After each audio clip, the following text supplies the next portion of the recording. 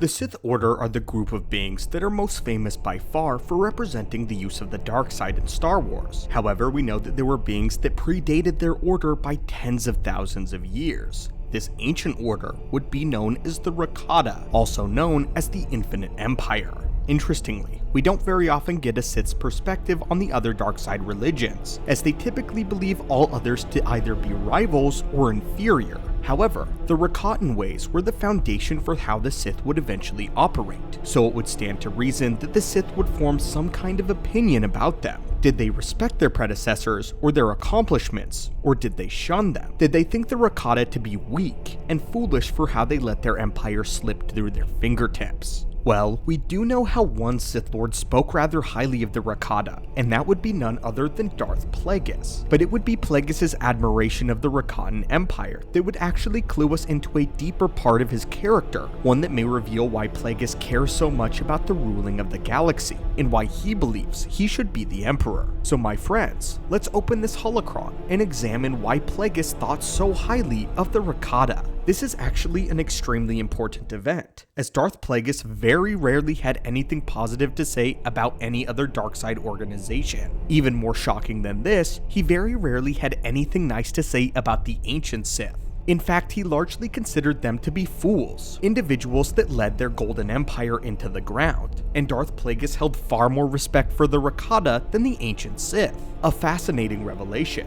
Our source today comes from the Darth Plagueis novel and takes place during the training of Darth Sidious. Plagueis explains to his student the dichotomy of the Jedi ways and how it is different from that of the Sith. Plagueis begins to go into detail about the ancients, going all the way back to the beginnings with Ashla and Bogan, the two moons that lay over the Jedi's home world, Ashla representing the light, Bogan the dark, echoing back to the original Jedi's belief of balance in the Force. This is what Plagueis says. But Ashla is a perversion, for the dark has always preceded the light. The original idea was to capture the power of the Force, and to make it subservient to the will of sentient life. The ancients, the Celestials, the Rakata, didn't pronounce judgment on their works. They moved planets, organized star systems, conjured darkside devices like the Starforge as they saw fit. If millions died in this process, so be it. The lives of most beings are small consequences. The Jedi have failed to understand this.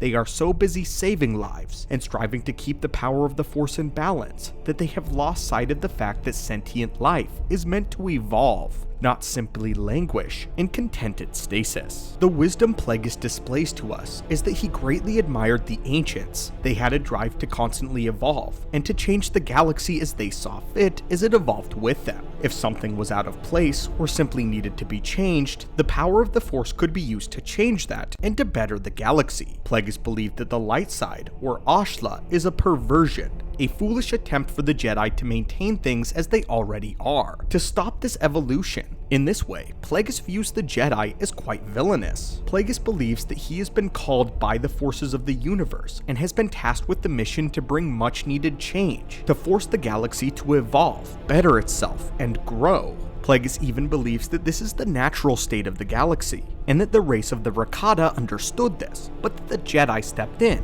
and stopped the rightful change of the galaxy. In this way, the more drastic among those in the archives may see that Plagueis has a point. Plagueis has aligned his ideals in the Force. He is a scientist. Discovery and evolution are the primary goals of all scientific research, especially what Plagueis was interested in. The Dark Lord sought to conquer the very fundamental truth of life and death. No matter how much the Force worked against him, Plagueis would not be stopped. He believed that the Force is to be made a beast of burden, a slave to the will of the sentient in order to make the galaxy progress. To Plagueis, this is exactly what the ancient Rakata were striving for when they were crafting the Infinite Empire. The Infinite Empire existed in an era in time before the existence of any republic. This was an era of great progression for the galaxy, as many species were just now discovering interstellar travel. The idea of traveling through hyperspace had not yet been developed. The Rakatan Empire were the workers and the engineers of the ancient species known as the Celestials. They were the ones who crafted the Starforge, and as Plagueis mentions, because of this they had knowledge of how to create technology, but of a very important kind. Technology that was powered by the way of the Force. The Rakata implemented the dark side of the Force in their inventions, which made them powerful but somewhat unstable.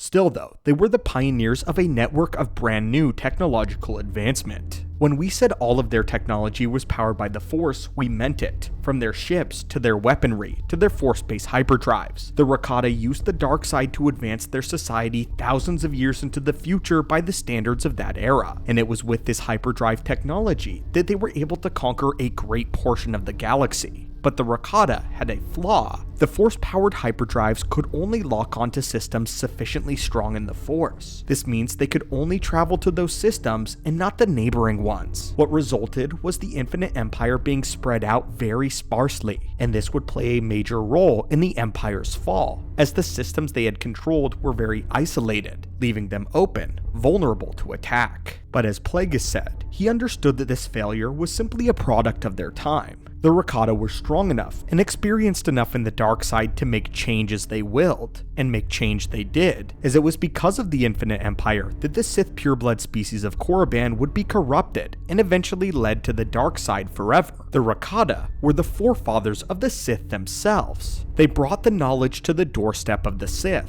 and the Sith Order was therefore created. Later, it was Rakatan where the first normal hyperdrives were developed, thus causing the formation of the Galactic Republic. They were the forefathers of the galaxy itself. It was their Force saber that inspired the ancient Jedi to switch from metal swords to creating the first lightsabers. But despite the domino effect that the Rakata had on the entire galaxy, there were still many superweapons existing in space. The Starforge is one that immediately comes to mind, weapons that the Rakatans had built. The one that Revan and Malak used to nearly successfully take over the galaxy for themselves. With all of that said, it is now understandable why Plagueis respected the Empire so immensely. They did everything in the name of evolution, not concerned with consequences, laws, the rules of lesser beings. They were in charge. They were superior. They made the rules. They reorganized planets, enslaved, or cannibalized anyone who they subjugated. This, to Plagueis, was the dream that the Sith Empire had in mind for thousands of years. Many of the ancient Sith shunned the Rakata. They did not seek out their knowledge, their technology. But Darth Plagueis shunned the ancient Sith, and Plagueis very much did seek out the ancient Rakatan knowledge. He pointed out to Sidious the massive leaps in knowledge and technology that the Rakatans had over the entire galaxy, and how, in direct contrast, the Jedi had accomplished so little, stopped the galaxy from evolving even, now laid claim to the great foundation that the Rakatans had left behind. Sidious shares this same sentiment. The Jedi have such power, and yet they do nothing with it. They have the power to change, and yet they refuse to inflict change on the galaxy. They could alter history for an entire world. They could become a god if they wanted to, and yet they never do. Plagueis says that the Jedi have completely stunted the progression of the galaxy to let millions of beings die in the betterment for billions upon trillions of them, and the evolution of the galaxy is a sacrifice Plagueis would make, doing all of this in the name of the betterment of the galaxy and its society. I always appreciate the insights of the Sith, and ones that are not just straight up evil or a will to rule. Interestingly, these more noble sounding motivations always provide complexity to those who seek the path of the darkness. We all know that the dark side corrupts even the most pure of intentions, and those who wish to be heroes may be seduced by the power that it offers, causing them to do the most depraved things in the name of progress. I need to make one thing clear. Plagueis was undoubtedly evil to his core, and had no real care for others.